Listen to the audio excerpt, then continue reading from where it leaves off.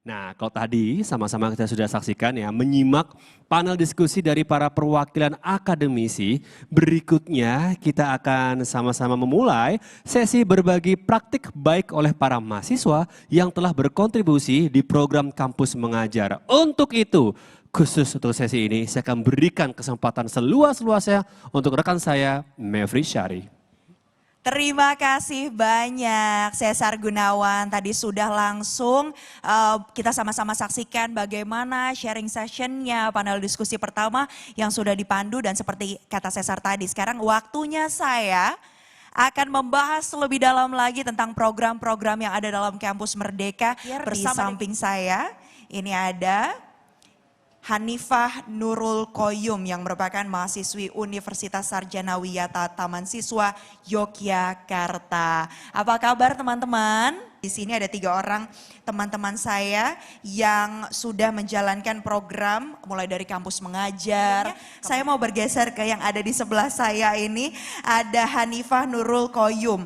Hanifah ini kampusnya asalnya dari Yogyakarta. Tapi tadi Hanifah sempat bisikin ke saya kalau dalam program Kampus Merdeka ini dia mengajarnya di daerah timur. Coba dong ceritain tentang Hanifah dulu secara singkat profilnya seperti apa dan apa sih sebenarnya yang buat Hanifah tertarik untuk ikut program Kampus Merdeka ini?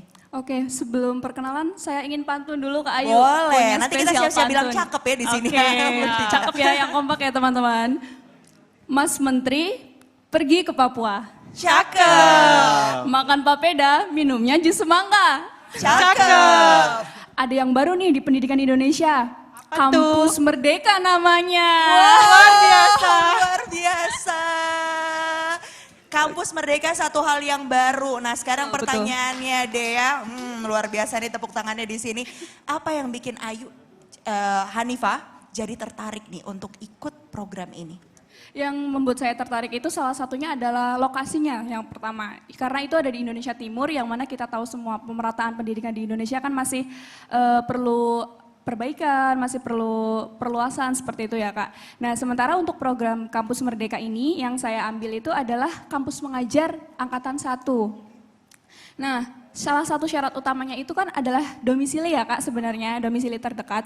Namun karena kebetulan saya lahirnya di Jawa Tengah, kuliahnya di Yogyakarta. Nah, saya memikirkan animo juga, animo diterima, peluang-peluang lain. Nah, kalau memang dari persyaratannya adalah domisili, maka mau tidak mau saya harus berada di domisili itu, mencari SD terdekat yang akreditasinya masih C, untuk mengajar. Nah, saya yang ada di pikiran saya waktu itu yang benar-benar membutuhkan, otomatis adalah Indonesia Timur, Kak. Nah, sebenarnya itu saya ingin sekali ke Papua. Niat awalnya ingin tinggal di Papua sebenarnya. Tapi setelah saya pikir-pikir, diskusi dengan orang tua juga tentunya dengan bahasanya merenung lah berhari-hari sebelum mendaftar itu. Kalau di Papua perempuan sendirian tinggal 3 bulan, sepertinya mungkin mental saya atau apa takutnya masih belum siap. Jadi saya memikirkan yang terdekat dulu nih dengan Papua. Akhirnya saya membidik Provinsi Maluku sebagai sasaran utama saya dan alhamdulillah lolos di Kota Ambon. Tepatnya di SD Negeri 92 Ambon Kak. Wow, ini teman-teman dari SD Negeri yang ada di Ambon ini sepertinya mungkin sedang menyaksikan juga nih. Ada Kakak Hanifah di sini. Halo teman-teman semuanya. Itu pengalamannya apa aja yang paling diingat selama berada di sana? Tantangannya kan pasti banyak dong. Banyak banget Kak. Kalau dari pengalaman yang paling menarik selama mengajar di sana kan sebenarnya dari Mas Menteri itu mencanangkan 3 program. Yang pertama itu ada untuk program literasi numerasi, yang kedua adaptasi teknologi, dan administrasi sekolah.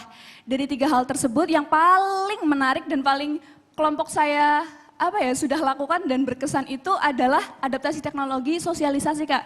Jadi kami di sana mengajar Bapak Ibu Guru, kami mengajar Google Classroom, cara menggunakan Google Form, menggunakan Zoom As, menggunakan Google Meet, itu kita memberikan materi itu ke Bapak Ibu Guru. Belajar dari nol tuh ya Bapak Ibu Gurunya. Dan itu semangatnya luar biasa sekali Bapak Ibu Guru di sekolah. Walaupun saat pembelajaran itu wifi-nya mohon maaf sebelumnya mungkin karena faktor sinyal di sana juga masih kadang jadi tantangan tersendiri ya. Iya betul. Nah, dan satu lagi Kak, selama kita pengajaran adaptasi teknologi itu, ternyata masih ada Bapak Ibu guru yang mungkin masih kesulitan membuat email gitu Kak. Jadinya menjadi salah satu tugas dan semangat kita lah sebagai mahasiswa, sebagai kelompok SD Negeri 92 untuk memberikan pengajaran kepada Bapak Ibu. Itu pendekatannya gimana? Kan kalau kita ngomong sama orang tua harus juga menggunakan tutur kata yang baik, kemudian juga apalagi para guru di sana yang memang sudah lama ada di sana. Nah itu pendekatannya teman-teman dari program Kampus Merdeka ini seperti apa saat menyampaikan gagasannya? Ya, jadi pendekatannya di sana tentu sebelum melakukan pendekatan, sekolah sudah welcome dulu Kak. Benar-benar sudah terbuka. Tidak ada yang namanya penolakan, tidak tertutup sama sekali. Jadi sekolah kita mau melakukan apa? Mensupport.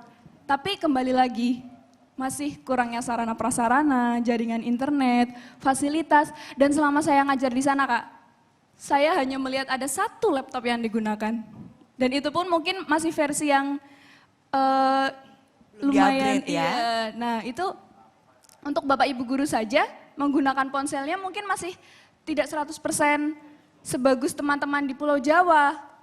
Nah jadi kalau untuk gurunya, untuk pendidiknya saja, untuk sarana prasarannya masih sangat kurang, bagaimana untuk siswa-siswinya yang sekolahnya daring seperti itu Kak. Sementara di sekolahnya itu, sekolahnya apa untuk memberikan materi, ujian, karena ini mengingat kasus corona yang semakin meningkat ya Kak, masih menggunakan sistem blended learning, ada daring dan luring, jadi di mix gitu Kak.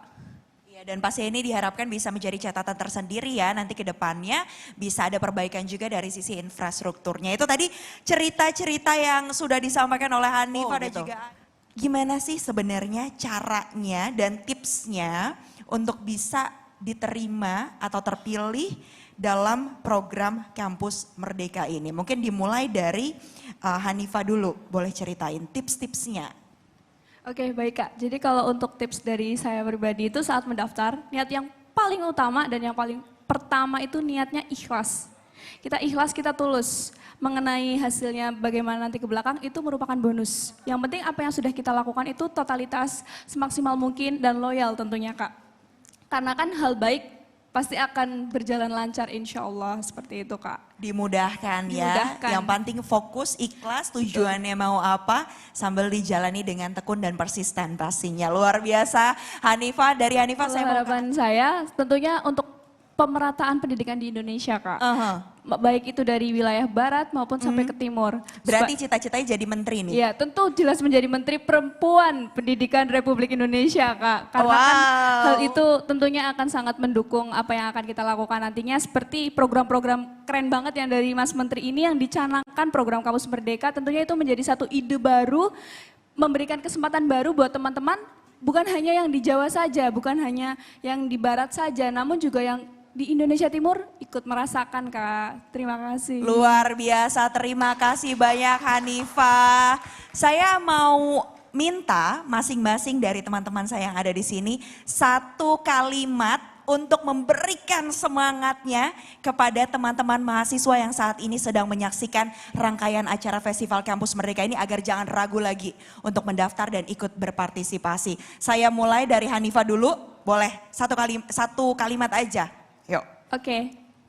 Every restless will find its answer. Hanifah Nurul Qoyum, Yogyakarta. Wow, oke itu tadi dari Chris. Jangan sampai melewatkan momen yang ada karena belum tentu momennya datang dua kali ya. Ini adalah saat yang tepat kita bersama-sama mahasiswa-mahasiswi Indonesia untuk bergandengan tangan bersama-sama untuk membangun negeri menjadi SDM unggul untuk menuju ke Indonesia maju. Sekali lagi terima kasih banyak kepada teman-teman saya di sini yang luar biasa sekali prestasinya. Boleh kita berikan tepuk tangan untuk Ayu, Sabrina, Hanifah, Nurul Qoyum dan juga Chris Immanuel Pesi Warisa. Terima kasih banyak teman-teman, terus menginspirasi ya.